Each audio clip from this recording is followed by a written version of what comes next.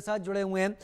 Doctor Amjad Ayub Mirza. Rana Sanaullah ने कहा, पहली बात तो वो ब्रह्मोस का नाम ही नहीं ले पा रहे थे, जो मैंने सुना हरमोस कह रहे थे। खैर, उन्होंने कहा कि हमारे पास 30 से 45 सेकंड बचे थे ये डिसाइड करने के लिए कि ये एक न्यूक्लियर अटैक है या नहीं। इसके दो मायने होते हैं, एक तो 30 से 45 सेकंड में हम किस हद तक तबाह होने जा रहे हैं, और दूसरा ये कि पाकिस्तान ये मानता है कि वो नो फर्स्ट यूज को लागू नहीं करता है न्यूक्लियर आर्सेनल के साथ, तो 30 से 45 सेकंड के अंदर वो भारत के ऊपर भी न्यूक अटैक कर सकता था। हम किस तरीके से समझें ये एक एक करके जो खुलासे पाकिस्तान एस्टेब्लिशमेंट की तरफ से हो रहे हैं, डॉक्टर अमजद अयूब मिर्जा?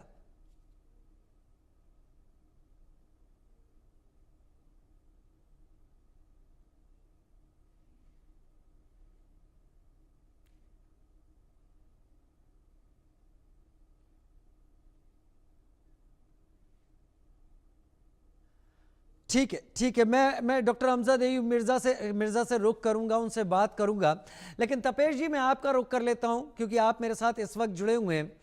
तपेश जी, मुझे आप ही ये समझा दीजिए इसी सवाल के जवाब में कि राना सनाउल्लाह कहना क्या चाहते थे। वही बात जो मैंने शुरू में कही कि तो ब्रह्मोस का नाम भी नहीं ले पा रहे थे, लेकिन वो कहना क्या चाह रहे थे? क्या उनके पास वक्त नहीं बचा है खुद को बचाने के लिए, और क्या वो ये कहना चाह रहे थे कि इतनी देर में हम ये तय कर लेंगे कि अब हम इंडिया के ऊपर न्यूक स्ट्राइक कर देंगे?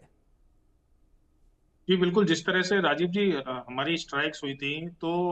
ये इनिशियली जब तक कोई ग्राउंड पे नहीं है, ये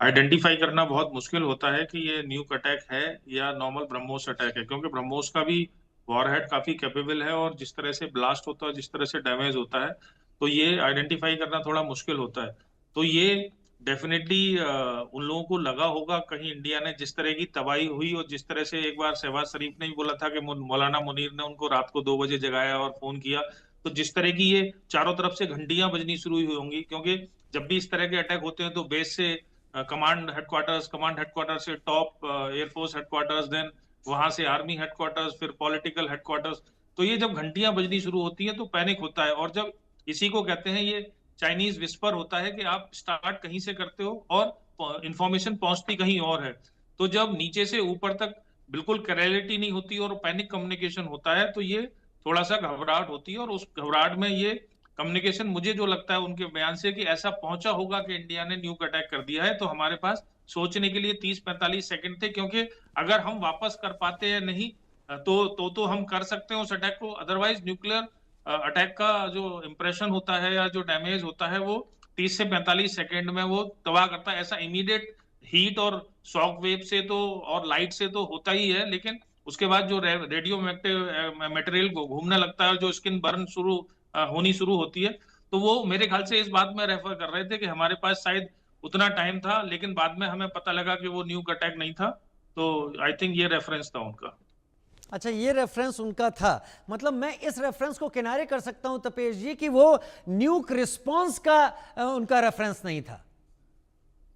नहीं नहीं, न्यूक रेफरेंस का मुझे नहीं लगता कि वो इस समय उन्होंने एक और बात बोली कि हमें ऐसा लगा कि अब हमें न्यूक्लियर अटैक कर देना चाहिए था, क्योंकि ये उन्हें डाउट आया कि 30 से 45 सेकंड में अगर हम ये जज कर पाए कि ये न्यूक्लियर अटैक है, तो हमें भी न्यूक्लियर अटैक करना पड़ेगा। लेकिन उतना ही शायद हमारे पास आइडेंटिफिकेशन टाइम था। ये क्लैरिटी नहीं है, ये मेरा अपना ओपिनियन है उनकी बात सुनने के बाद। और इसलिए उन्होंने बोला कि हमने नहीं किया, तो किसी ने उनसे पूछा भी कि क्या